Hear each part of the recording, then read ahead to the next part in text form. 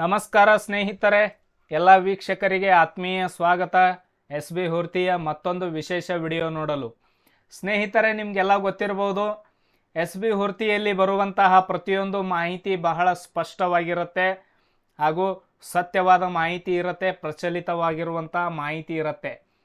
ಯಾಕಂದರೆ ಇದಕ್ಕೆಲ್ಲ ಕಾರಣ ಸಾರ್ವಜನಿಕರಿಗೆ ಉಪಯೋಗವಾಗುವ ಮಾಹಿತಿಗಳು ಮಾತ್ರ ನಮ್ಮ ಎಸ್ ಬಿ ಹುರ್ತಿ ಯೂಟ್ಯೂಬ್ ಚಾನಲ್ದಲ್ಲಿ ನೀಡ್ತೇವೆ ನಾವು. ಅದಕ್ಕೋಸ್ಕರ ಸ್ನೇಹಿತರೆ, ಮೇಲೆ ಟೈಟಲಲ್ಲಿ ನೋಡಿರುವ ಹಾಗೆ ಆನ್ಲೈನ್ ಮುಖಾಂತರ ಗ್ರಾಮ ಒನ್ ಫ್ರಾಂಚೈಸಿ ಪಡೆಯಲು ಅರ್ಜಿಗಳನ್ನು ಆಹ್ವಾನ ಮಾಡಿದ್ದಾರೆ. ಸೊ ಯಾರು ಇಷ್ಟು ದಿವಸ ಹೊಸ ಗ್ರಾಮ ಒನ್ ಫ್ರಾಂಚೈಸಿ ಪಡೆದುಕೊಳ್ಳಬೇಕಂತ ವೇಟ್ ಮಾಡ್ತಾ ಇದ್ರು, ಅವರಿಗೆಲ್ಲರಿಗೂ ಭರ್ಜರಿ ಒಂದು ಸಿಹಿ ಸುದ್ದಿಯನ್ನು ಇವತ್ತಿನ ವಿಡಿಯೋದಲ್ಲಿ ನಾನು ತಿಳಿಸ್ಕೊಡ್ತೇನೆ. ತುಂಬ ಜಿಲ್ಲೆಗಳಿಂದ ಆನ್ಲೈನ್ ಮೂಲಕ ಅರ್ಜಿಗಳನ್ನು ಆಹ್ವಾನ ಮಾಡಿದ್ದಾರೆ. ಒಂದಲ್ಲ ಎರಡಲ್ಲ ಸ್ನೇಹಿತರೆ, ಅನೇಕ ಜಿಲ್ಲೆಗಳಿದ್ದಾವೆ. ಸೊ ಆ ಜಿಲ್ಲೆಗಳ ಹೆಸರು ಕೂಡ ನಾನು ನಿಮಗೆ ಇದರಲ್ಲಿ ಸ್ಪಷ್ಟವಾಗಿ ತಿಳಿಸ್ಕೊಡ್ತೇನೆ.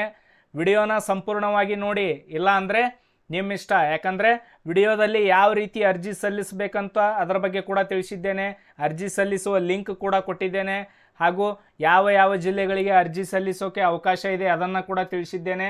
ಹಾಗೂ ಅರ್ಜಿ ಸಲ್ಲಿಸುವ ಪ್ರಾರಂಭ ದಿನಾಂಕ, ಕೊನೆಯ ದಿನಾಂಕ ಕೂಡ ತಿಳಿಸಿದ್ದೇನೆ. ತಾವು ಇದುವರೆಗೆ ನಮ್ಮ ಎಸ್ ಬಿ ಹುರ್ತಿ ಯೂಟ್ಯೂಬ್ ಚಾನಲ್ ಏನಾದರೂ ಸಬ್ಸ್ಕ್ರೈಬ್ ಮಾಡಿಲ್ಲ ಅಂದರೆ ಸಬ್ಸ್ಕ್ರೈಬ್ ಮಾಡಿ, ಬೆಲ್ ಐಕನ್ ಕ್ಲಿಕ್ ಮಾಡ್ಬೋದು.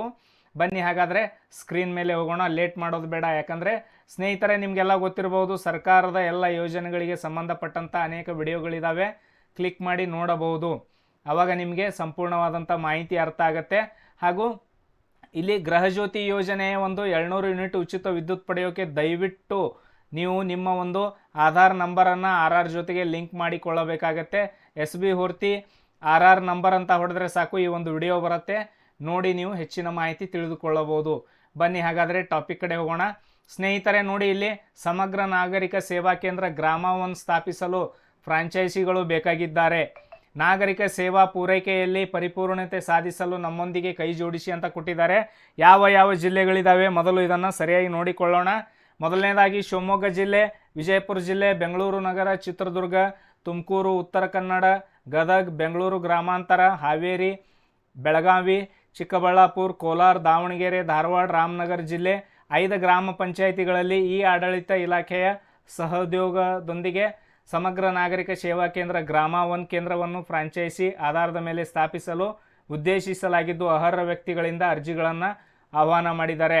ಸೊ ನೋಡಿ, ಇಲ್ಲಿ ಹೆಚ್ಚಿನ ವಿವರಗಳಿಗಾಗಿ ಇಲ್ಲಿ ಹೆಲ್ಪ್ ಡೆಸ್ಕ್ ನಂಬರ್ ಕೂಡ ಕೊಟ್ಟಿದ್ದಾರೆ, ಹಾಗೂ ಮೇಲ್ ID ಕೂಡ ಕೊಟ್ಟಿದ್ದಾರೆ. ಸ್ನೇಹಿತರೆ, ಹಾಗಾದರೆ ಇದಕ್ಕೆ ಅರ್ಜಿ ಸಲ್ಲಿಸುವ ಕೊನೆಯ ದಿನಾಂಕ, ಪ್ರಾರಂಭ ದಿನಾಂಕ ತಿಳಿಸ್ಕೊಡ್ತೇನೆ ನೋಡಿ.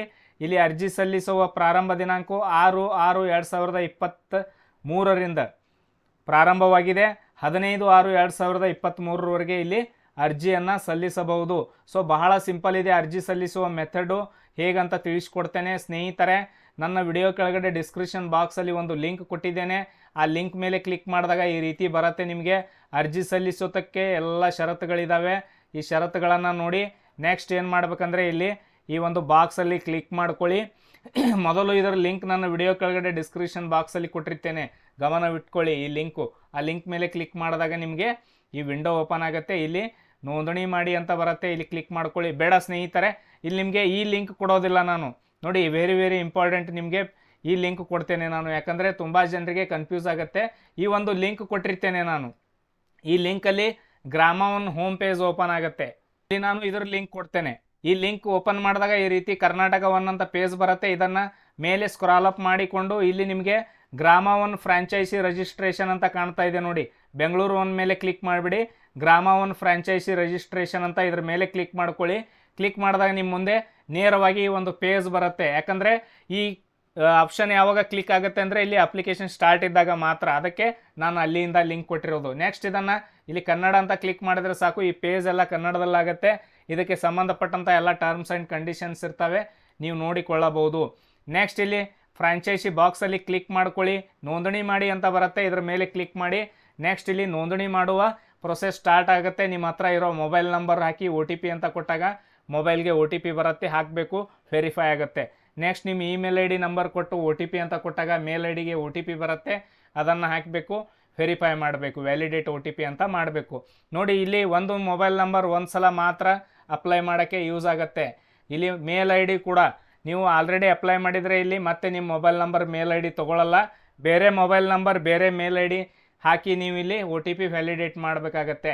ಸೊ ಸ್ನೇಹಿತರೆ, ಈ ರೀತಿಯಾಗಿ ನೀವು ಗ್ರಾಮ ಒನ್ನಿಂದ ಫ್ರಾಂಚೈಸಿ ಪಡೆಯೋಕ್ಕೆ ಇಲ್ಲಿ ಒಂದು ಅವಕಾಶ ಕೊಟ್ಟಿದ್ದಾರೆ.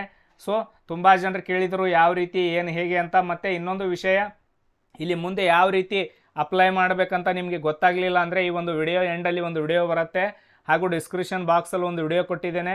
ಫಸ್ಟ್ ಟೈಮ್ ನಾನು ಗ್ರಾಮ ಒನ್ ಫ್ರಾಂಚೈಸಿಗೆ ಯಾವ ರೀತಿ ಅರ್ಜಿ ಸಲ್ಲಿಸಬೇಕಂತ ಫುಲ್ ವಿಡಿಯೋ ಮಾಡಿ ತೋರಿಸಿದ್ದೇನೆ. ಆ ಒಂದು ವಿಡಿಯೋ ನೋಡಿ ನೀವು ಅರ್ಜಿ ಸಲ್ಲಿಸಬಹುದು.